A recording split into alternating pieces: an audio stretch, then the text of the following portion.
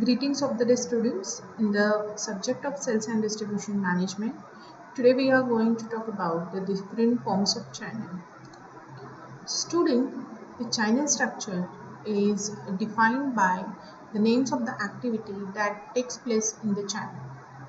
So although the marketing channel can have many different structure, the activities that will take place are consistent, that is manufacturing or the marketing, wholesaling and retailing and consuming as well. So as well as the physical distribution also, which involves in all these activities. So channel structure is a structure which includes all kind of this activities. There may be several members who make up the channel structure or as few as two. So we have seen the channel partners or channel intermediaries or the various participants in physical distribution process in the last lecture. So manufacturer who sell to the user or the consumer of their product have a direct or the one-step channel structure with only themselves, wherein the consumers are members. Other channel may contain the various structure as there will be various steps between the so there will be various participants between the manufacturer and consumer also.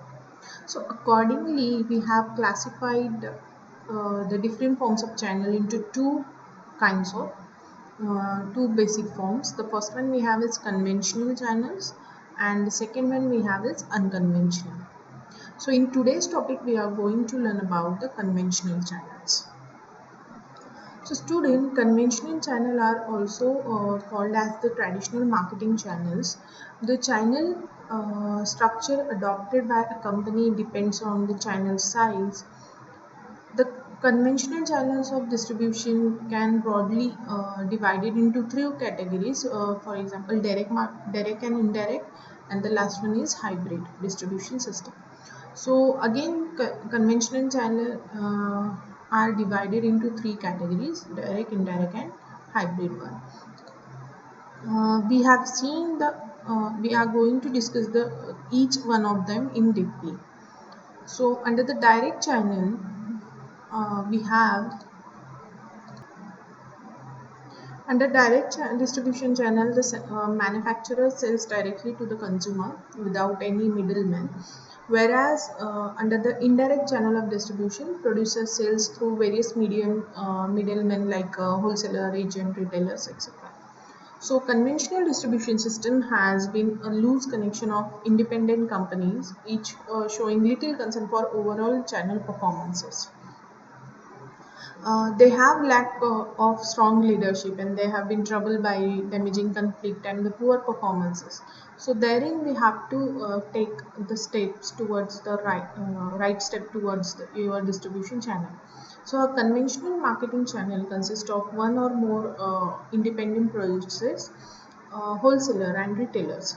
So each is separated business seeking to maximize its own profits even at the expenditure of profits for the network as a whole.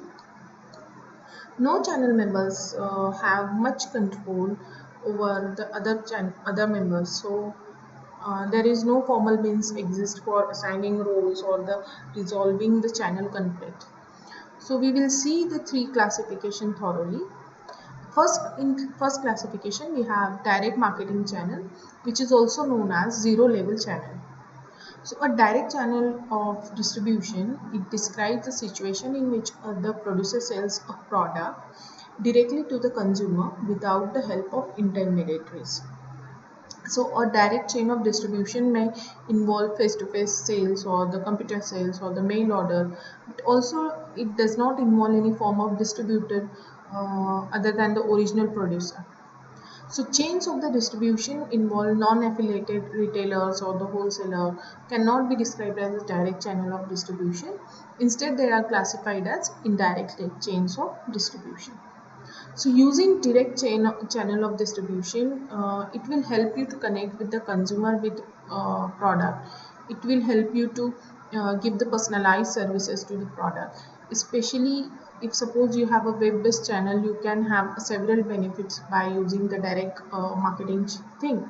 You can get down the prices for your product, which ultimately help to grab the attention of consumer, and again it will improve the sales performances. Now, most importantly, when web-based selling has a low overhead and it gives a product a potentially global reach, you can use the web-based selling very well. So, because there are no intermediary which shares the profit, or most of the direct distribution channel tend to have a higher rates of profit than the indirect distribution channels. So direct distribution via the internet is more convenient nowadays, because are available, customers and also the producers are available 24 hours a day. And lastly, many customers appreciate the fact that the opportunity that to give the profits directly to the producer and the artist. So that again helps to the manufacturer to get to know. So in get to know about the product more. Now in direct, under the direct distribution channel, we have various types, right? The first one we have is selling at the manufacturer plant. So this is otherwise also known as the direct selling. So it is one of the earliest or the easiest or the cheapest method of the distribution of goods. So under this system, the goods are sold by the producer directly to the consumer. So these products are directly sold to the consumer because they lose their value, or become unfit for use if they are stored or transacted for long. So that is why we directly sold this to the consumer. Next you have is door-to-door sale. So it is a distinctive form of direct selling also, in which a sales agent travels from house to house. He attempts to sell a particular product or services face to face. So while some form of the door-to-door selling will include prior contact to secure an appointment, and then energy to door-to-door selling currently will take the form of unsolicited door knockings. So the situation where you are not comfortable, that can be avoided if suppose you are not comfortable with the door-to-door selling. But again, it is the oldest form of direct selling, and selling which takes place away from the fixed retail location, and it will generally initiated by the seller. Ultimately, what happens in this door-to-door sale, you will get a purest feedback from the customer about your product. So most of the company prefer door-to-door sale rather than going in the huge competition. Third one we have is sales by mail order. So a method of selling in which the orders are taken and the products are delivered by the mail. Mail herein is postal services. So mail order is a term which describes the buying of goods or services by the mail delivery. The buyer places an order for a desired product with the merchant through some remote method, such as suppose a call to a particular toll-free number or a particular website. So the products are delivered to the customers. The products are typically delivered directly to an address which is supplied by the customer, and such as like home address, but occasionally uh, the orders are delivered to the nearby retail location for the customer to pick up. That can be done in a mail order system. So some merchants also allow the goods to be shipped directly to the third party consumer, which is an effective way to send a gift or kind of thing to out of city recipient. So that is also a good services which do provide by the manufacturer. Next you have is sales by opening your own shop. So here we are talking about opening our own shop in manufacturing by the manufacturer only. So manufacturer of perishable or products commonly use this method, but nowadays non-perishable products also commonly sell with the help of opening their own shop. So this manufacturer can provide the goods quickly through the various shops, and they can offer satisfactory services to the customer. Thereby they can build the goodwill. It will help the firm to study the market trends, and also it will attribute to it will helps to get to know attributes of market uh, preferred by the buyers, or the style trend which is in there with the people. This is the type of like two-way communication. Now moving next to the indirect channel. So indirect channel of distribution, there will be one or more middlemen between the manufacturer and the consumer. So there is no direct contact between the producer and the customer here.